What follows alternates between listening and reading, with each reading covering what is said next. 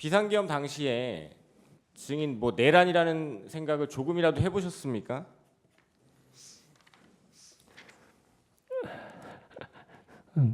내란이라고 생각했으면 그렇게 안 하겠죠.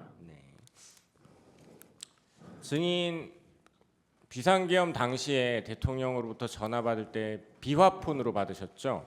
예, 그날 대통령 말고 증인에게 비화폰으로 전화 건 사람 한 명 있습니다. 맞습니까? 예, 박안수 계엄사령관이 국방부 장관의 비화폰을 빌려 포고령 발령 즈음 증인에게 전화했던 바로 그 전화 한 통입니다. 맞습니까? 맞습니다.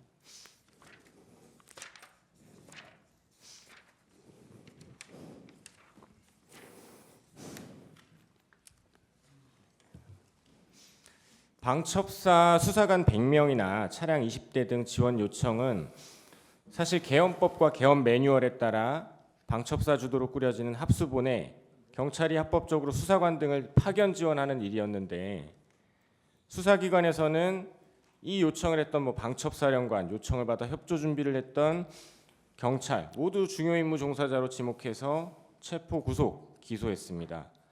실무 라인에서도 방첩사 수사기획과장이나 경찰청 수사기획조정관 등 여러 인물들이 수차례 조사를 받으면서 특정 정치인 체포조를 가동한 것 아닌지 추궁을 당했습니다. 특히 증인 같은 경우는 혈액암이라는 지병까지 있으신 상황에서 조사 중에 아까 말씀하신 것처럼 폐렴까지 겹쳐서 건강이 극도로 안 좋았을 것으로 보입니다. 그 상황에서 수사기관에서 증인은 내란범, 특히 정치인 체포조를 출동시킨 것으로 몰려서 심리적 압박이 상당하셨을 것으로 보이는데 어떻습니까? 네, 편안한 상태는 아니었던 것 같습니다. 네, 이상 마치겠습니다. 보충 질문하시죠.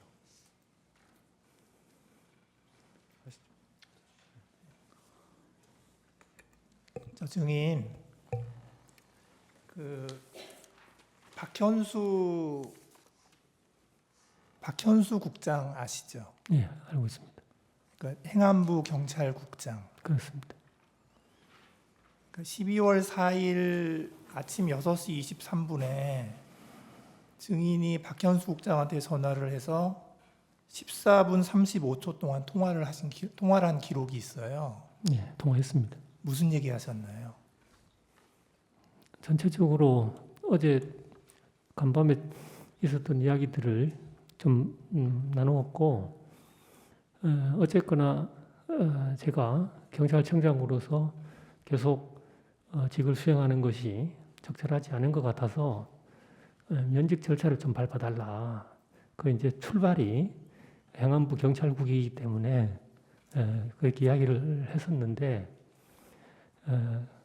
박현수 국장이 강력하게 만류를 해서 그러면 뒤에 따로 만나서 이야기를 좀 하자. 그러고 이제 마무리 짓고 전화를 끊었습니다.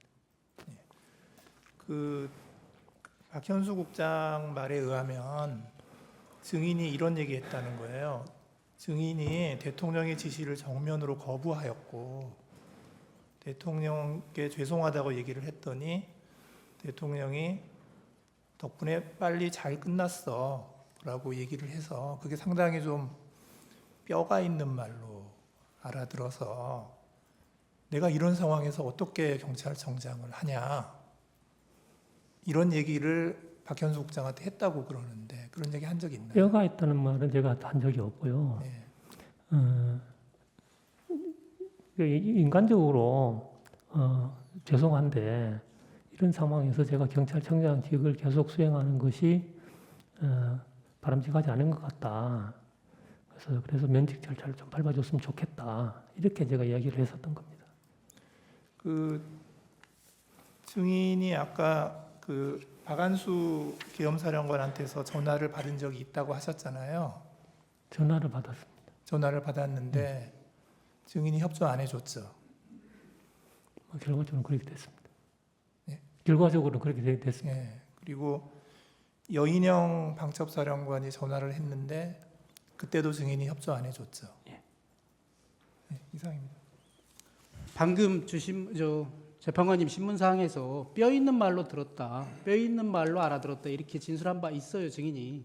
그런가요? 제가 네. 그건 또 기억이 없습니다만. 그걸 언제 그렇게 알아들으셨냐면 피청구인 대통령이 증인에게 직접 전화한 것이 계엄 해제 안건이 가결되기 전에 6번 했고요. 그 뒤에 2번 했다고 하면서 그 뒤에 2번 전화 왔을 때 뭐 고생했다 이렇게 격려를 하니까 증인이 뼈 있는 말로 알아들었다 이렇게 답변했거든요.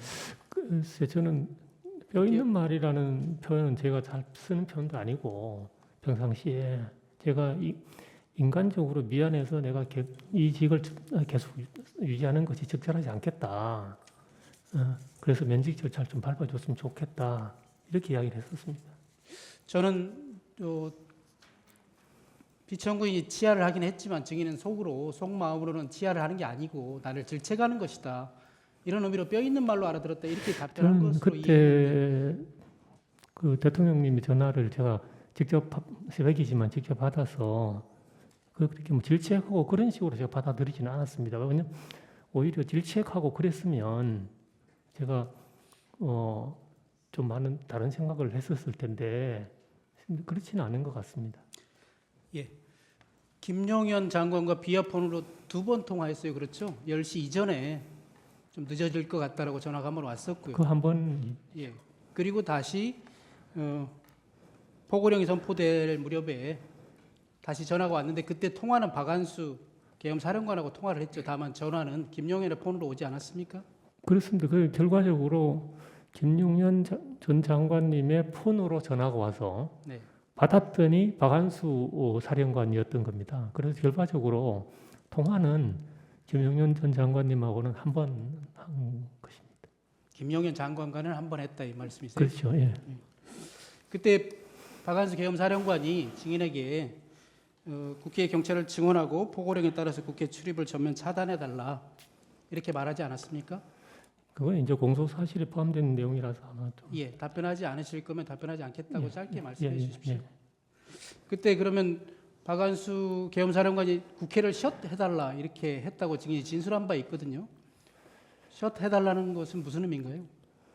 그건 뭐 그때 답변하지 않겠습니다. 그거는 예, 앞으로 재판장에서 예. 셧해달라 이런 말은 잘 안 쓰거든요. 혹시 셧다운해달라 이런 말 아니었습니까? 근데 그거는 구체적인 워딩 그러니까 지나간 일들을 그 녹음이나 녹화하듯이 이렇게 기억하는 건 사실상 쉽지 않습니다. 전체적인 맥락을 통해 가지고 기억을 하게 되는데 그래서 아마 제 언어로 그렇게 표현했을 가능성은 있는데 구체적으로 거기 박 사령관께서 어떻게 어떤 워딩을 하셨는지는 솔직히 잘 기억이 없습니다. 전체적인 맥락만 이제 기억을 하는 것이죠. 예. 그래서 제 생각에는 맥락상 또 일반적으로 사람들이 용어 사용법이 셧해달라 이런 말보다는 셧다운해달라 이렇게 말하는 경우가 더 많을 것 같았어요. 여쭤보는 거예요. 셧다운해달라라고 말하는 것은 아닙니까? 제가 한 가지 분명한 건 박 사령관께서 그렇게 영어 표현을 하진 않으셨던 것 같고 제 언어로 이렇게 조사를 받으면서 제 언어로 이야기를 했던 것 같습니다. 예. 피청구인과의 통화 그리고 국회의원 체포 지시에 대해서 여쭙겠습니다. 피청구인과 계엄 해제 요구안 가결 전에만 해도 6번 통화를 한 사실이 있는데 그때 피청구인이 증인에게 했던 말은 이런 건가요? 제가 한번 읊어볼게요.